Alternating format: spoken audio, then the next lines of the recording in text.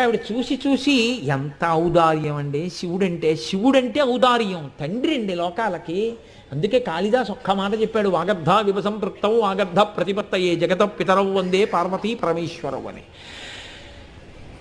చూసావా, నీ అన్నగారు శ్రీ మహావిష్ణువు లోకాల్ని కాపాడాలి, లోకాలన్నీ పాడైపోతే ఆయన బెంగ పెట్టుకుంటారు. అందుకని లోకాల్ని కాపాడతాను పార్వతి అంటే ఆవిడంది సరే మీ ఇష్టం, ఎలా ఇది కావాలంటే అలా బుచ్చేసుకోండి. ఇప్పుడు ఆయన బయటికి వచ్చి అందరూ చూడ్డానికి భయపడ్డారు. ఈయన దానికి ఎదురెళ్ళి దాన్ని చేత్తో పట్టుకున్నారు. పట్టుకుని ఇలా నలిపారు, దాన్ని నేరేడు పండంతా చేశారు.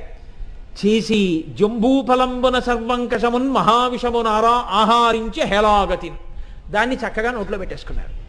నోట్లో పెట్టేసుకుని మింగి కడుపులోకి వదిలిపెట్టకుండా ఆ కంఠంలో పెట్టుకున్నాడు కాబట్టి ఆయనకి నీలకంఠ అని ఒక పేరు.